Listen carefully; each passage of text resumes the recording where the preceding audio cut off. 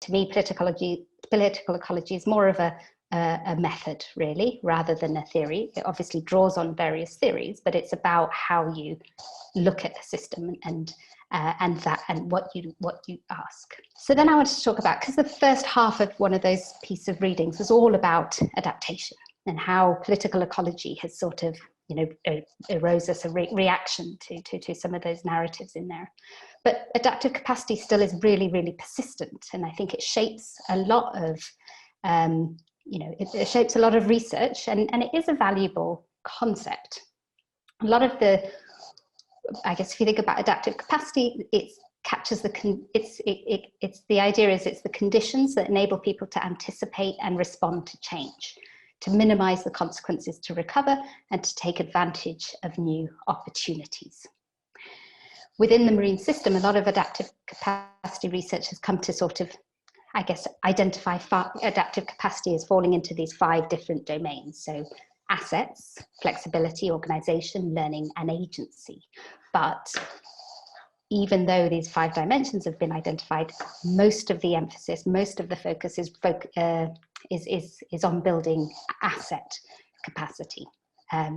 So for example, in 2004, when the tsunami, hit the Indian Ocean, affecting communities from Thailand to Somalia, infrastructure was thought to have a large role in determining differences in capabilities to survive. And so effort was put into, building capital assets afterwards, even though actually often it was the social organization and the flexibility that existed that enabled people to resist that tsunami there. And although generalizations can be drawn across these 5 categories, how they play out is always going to be context specific. So just talking really quickly about flexibility. So this is some work from Monterey Bay by Stacey Aguilera. And so it just the notion that flexibility captures the idea or the ability to switch between adaptive strategies. So it opens up the diversity of adaptive pathways. So in this example, fishers whose licenses allowed them to switch between different species targeting anchovy, sardine, and squid were better able to adapt to climate and market-driven shocks. And in many instances, actually assets can inhibit people's flexibility, particularly where assets are put into specializing, say in a gear or specializing in an industry, then they're less able to adapt, they're less flexible. Social organization captures the way in which society is organized to enable or inhibit cooperation. And so collectively, action is knowledge sharing. It has a role in anticipating change as well as building collective agency to withstand change. So particularly for marginalized communities who may lack assets. But organisation doesn't just come from formal organisations. A really important part, activist traditions such as environmental justice, they've always been about communities coming together to self-organise and reclaim power, with the emphasis on local participation, building community capacity and agitating for more responsive governance. So the third area, I think, is learning. And so learning reflects people's capacity to generate, absorb, process new information about change. And this includes the formal, scientific and technical knowledge that allows communities to anticipate shocks and change. But arguably, we've not done a very good job of drawing on the wealth of knowledge that exists and has existed, particularly within Indigenous and local communities. So we're increasingly hearing about planetary emergencies and, these apocalyptic narratives. And Kyle White has done some great work on, he's an Indigenous scholar, and he points out that these narratives that we are now using to kind of talk about climate change can erase certain populations, such as Indigenous peoples who approach climate change now, having already been through transformations of their societies induced by colonial violence. So we're failing to learn from societies and communities that actually have been through these kind of, apocalyptic scenarios already. And so we're not very good at learning either.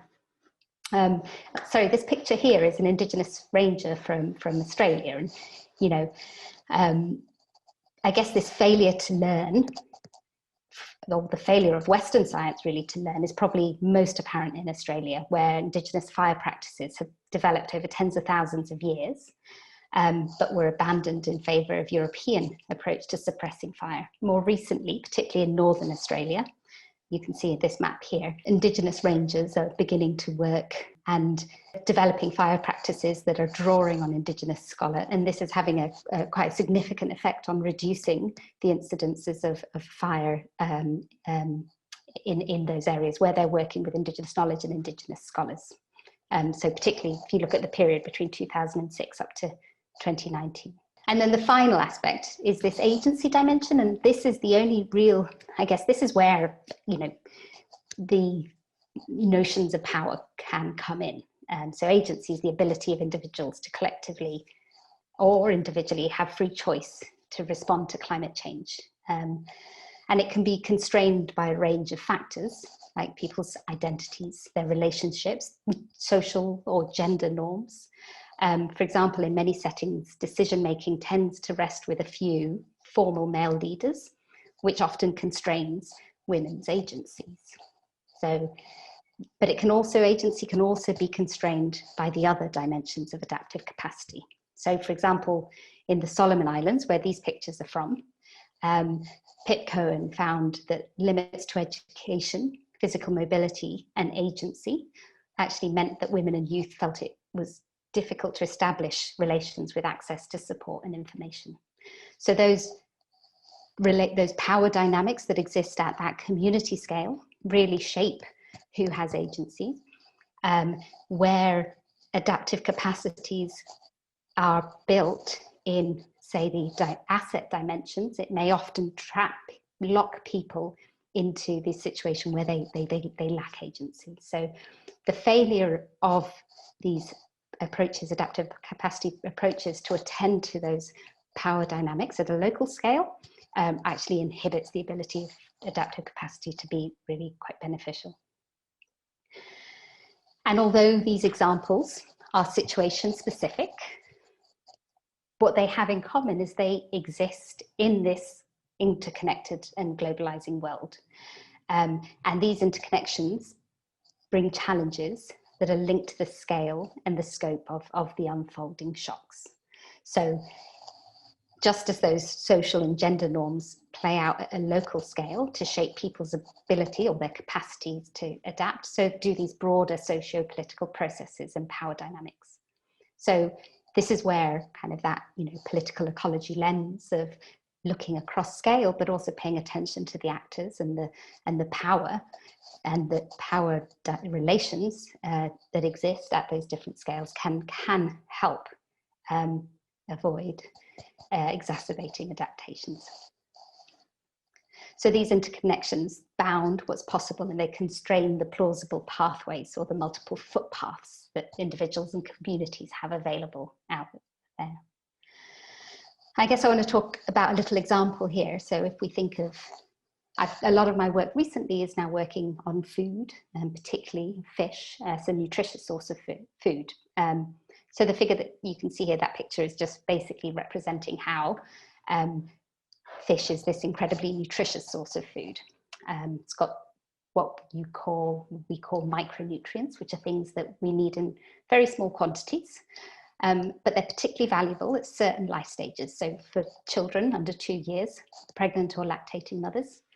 And the failure to get sufficient quantities of these nutrients in those critical life stages can have profound impacts into physical and mental development for the rest of your life.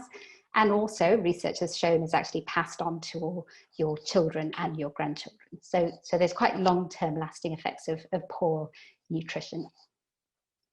The figure on the right shows South and Eastern Africa, so Kenya, Tanzania, places like that. The portion size that is needed for a range of foods that are commonly consumed in order to meet a third of a child's requirements for 6 of these key nutrients that are often lacking in people's diets. And as you can see, small dried fish is up there right at the top. And for a 6 gram serving of small dried fish, it meets a third of a child's requirements, whereas frozen fish is down to 98. So it's still nutritious, but it just really highlights how these small dried fish really pack a really dense, packed dense full of these nutrients. They're also incredibly cheap, because currently in many places they're seen as poor people's food, but they're increasingly being demanded for fish meal and fish oil to feed livestock, pets and aquaculture. What this graph here shows you is, a couple of years ago we tried to quantify what the nutrients were in the world's catches, so reported catches from the FAO and the sea around us.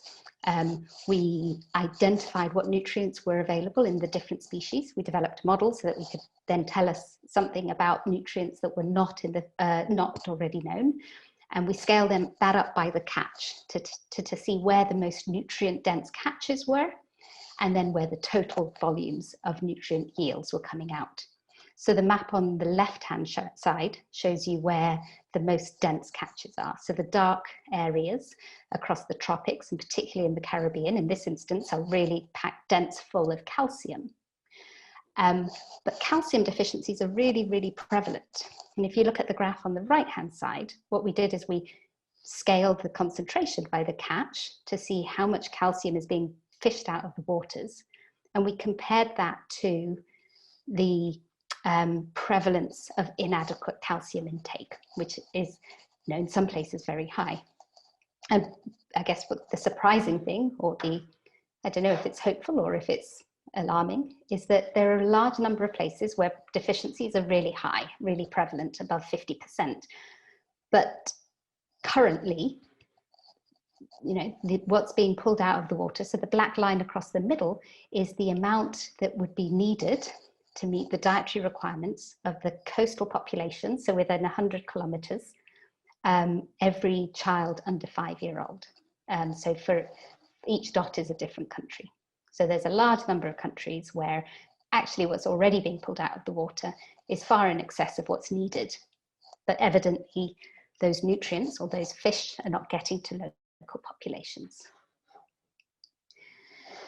So, this is to do with these patterns of trade, of foreign fishing, to do with the economics of our global seafood systems, the market forces. And I'm not saying trade is bad. I think trade is definitely a good thing. But evidently in this instance, it's not.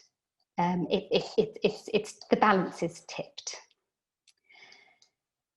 And I guess coming back to the issue of trade, of agency.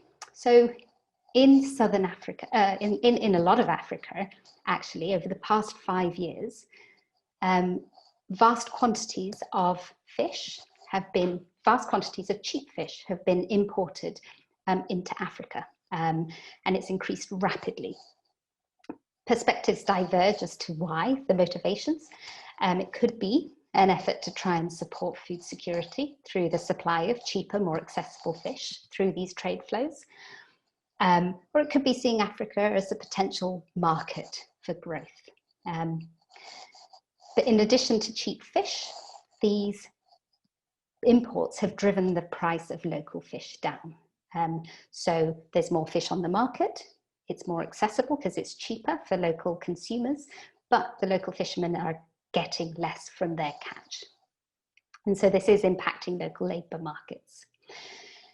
And when COVID-19 first hit at the beginning of last year, the imports, which were entirely from China, suddenly stopped because flights stopped all over the world. And initially, fishers around Lake Victoria were really, really happy because they suddenly had their market back and their prices back. But there was a rapid, dramatic drop in the supply of fish for food, and the prices went up. So fish was no longer accessible to people. When China reopened its borders, because they'd suffered an economic hit, instead of restarting the flow of trade to Africa, which was, they were supplying cheap fish to Africa. They rerouted that to the US because the US market was able to pay more for their fish, or willing to pay more for the fish. And so it allowed China to recoup the economic losses that they'd experienced. So China's adaptive capacity impacted Kenya's ability to adapt to the impact of COVID-19. So food insecurity in Kenya rose. So I guess just, and now, Kenya is investing assets in their domestic fishery and in their aquaculture sectors. They're being given large loans. So again, this is an investment of assets to try and support the adaptive capacity of Kenya. And this may seem like a good opportunity, but these investments are going to be unable to protect farmers from the price drops that when trading resumes with places like Kenya, when trading of, say, this cheap fish resumes, and Kenya's fishers and farmers will have very little agency over what or they can sell, how much they can sell, or what prices they can set their fish at. So just kind of trying to convey the complexity, really, of how the lack of agency, or how these different dimensions of agency can interact with these power dynamics. To the graph showing how, as COVID-19 hit, you can see the pink graph, and the change in the market. So there was a rapid. This is China's farm to tilapia exports. So they dropped everywhere initially, and then they resumed it, but they resumed it mostly to North America to recoup their losses. So, sorry, quick question there, the nutrient density of the small dried fish. So it's a combination of the both. So small fish are more nutrient dense, and then when they're dried, they lose the water content. So yes, so there's an element of that. But even when they're fresh, they're more nutritious. So I think the last thing I just wanted to talk about or mention was that how, what political ecology allows you to do. One of the things that I like about political ecology is it wears on its sleeve the fact that research and activism can be a happy couple. So, all of the stuff that we were doing and talking about before, about our positionality, our politics, our motivations, being aware of that in how we do our research and what research we do. But then that also allows us then to use our research to drive change and to affect change. So I work with a number of different kind of, media people who are motivated by, social justice journalists, really, those who are about, amplifying stories for social change, about, allowing voices that are unheard to be heard. And so a lot of the work that I'm doing, particularly around the fish and the justice side of things, is being reported through some of these channels to try and, reach different audiences and also to drive change.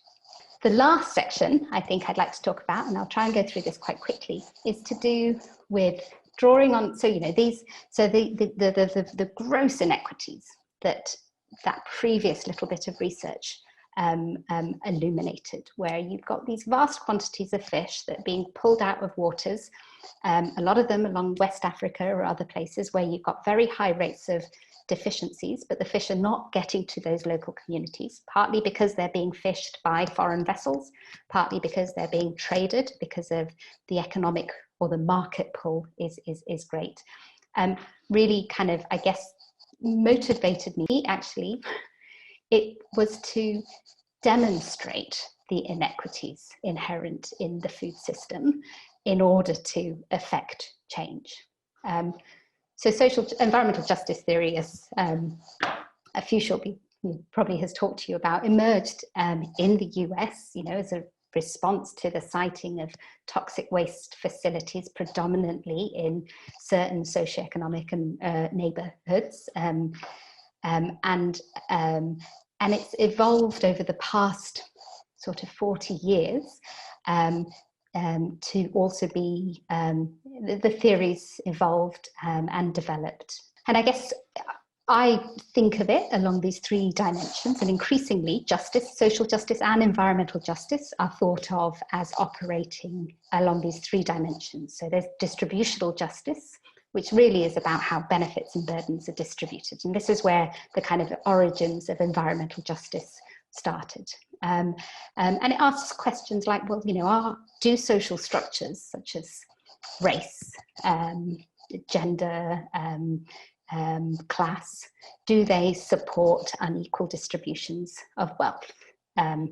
So are these unequal distributions a result of these social structures we have in society? Related to that is recognitional justice, and that's to what extent is social identity. So these are elements of, you know, social identity, race, gender, ethnicity, recognized in political processes. And then related to that is to what extent do those elements of social identity have a political voice? So who's included and who's included from the political processes? And these three dimensions interrelate with one another because distributional justices are understood to emerge from this lack of political voice and lack of recognition in these processes. So this, I guess, is an example of how in my work I draw on social theory to ask questions of more, I guess, social and ecological data, but more quantitative data, all quantitative data in this instance, actually until the end. So the first question that we were interested in asking is, well, are benefits across the food system, are they distributed equally or unequally? And if they're unequally distributed, so this across production, distribution and consumption, is this due to these dimensions of justice? So if they're unequally distributed, do these amount to inequities because the patterns of distribution fall along lines of class, culture, age and gender? And if so, is this because these dimensions of social difference are not recognized in policies? So is there an opportunity for policies to be more inclusive? And would that address some of these injustices that we see? And finally, we had a look at what we identified was these bright spots, places that were doing better than expected. And then we looked in detail at the policies in those places to see whether that's because actually the content of the policies were not just recognizing people, but they were doing something particularly different. And the idea being then, are there policies that can be sort of levied at an international scale to try and start turning the tide? Unsurprisingly, the production, so how much fish is produced, the distribution, how much fish is traded, and consumption, how much fish is consumed and how dependent people are on that fish, is very unequal across the world. So we calculated Gini coefficients, and for production and distribution, the Gini coefficients were even more unequal than Gini coefficients that you would calculate for income. So, for example, the inequality of income is around, there are various estimates, but around 0.65. For production and distribution, it was at 0.76 and 0.95. And for consumption, it was slightly less. You would expect distributions to be unequal due to various biological and economic variables, but we accounted for this. So even after you take into consideration the fact that there are various variations in productivity, countries have different economic, GDPs vary, they were still very unequally distributed. So the next thing we did was turn to, well, do these distributions represent injustices? Do they represent distributional injustices? Do they fall along lines of class, gender, ethnicity, and age? And this is Bayesian analysis, so it just sort of uses, and what we found was, just very briefly, so we found that these distributions could be explained or could be predicted based on these measures of social difference. We found sort of two classes. We found basically where we found wealth generating benefits, so things like production, the total amount that was produced, the export, so the value of the amount that was exported, and the total consumption were associated with places where education levels were higher, where wealth was higher. And in contrast, we found these welfare sustaining benefits. So these are things like livelihoods, the number of livelihoods, the number of people employed, the nutrient density, so how nutritious the fish caught was, and reliance. So how important the fish that people ate was relative to the rest of their diet, was a lot higher in places where cultural diversity, so linguistic diversity, was higher. So there's this real trade-off that exists between wealth generating benefits that are found in wealthy nations with high education, with high formal education levels, and these welfare sustaining benefits that are found in culturally diverse nations. But they rarely coexisted. So it did represent this trade-off. So when we had a look at the policies to try and understand what was going on in the policies, looking at the representation, what terms, what elements of social difference were contained in the policies, we found in particular gender was absent. So something like 55% of the policies that were to do with production had no mention of gender at all. For the consumption policies, so with policies to do with nutrition, there was much higher mention, but still, there were issues there. But when we looked at in the policies, we looked at, as I said, these bright spots, places where the distributions were more fair, and these dark spots where the inequities were really exacerbated. And what we found was that bright spot nations, the policies of those nations, were good at recognizing social difference. So they recognized class, they recognized gender, and they made very clear statements, declarations of justice and equity and human rights as guiding principles. In the dark spots, when they did mention elements of social difference, they tended to place the burden of change on marginalized communities. So the policies were initiatives that would, for example, would be dependent on women engaging in new activities in order to lift their communities out of poverty or to improve the nutritional status of their children. Bright spot policies as well, when it came to distribution, they were good at making a really clear case for justice claims. So they weren't just reallocating resources, but they made a clear link between the underlying structural drivers of why those inequalities existed and why those redistributions needed to occur. And so, yes, they were closely linked to those structural drivers. And the policies also were cross-sectoral, so they dealt with production and consumption. They were also intersectional, so they dealt with issues of class, issues of gender and ethnicity at the same time.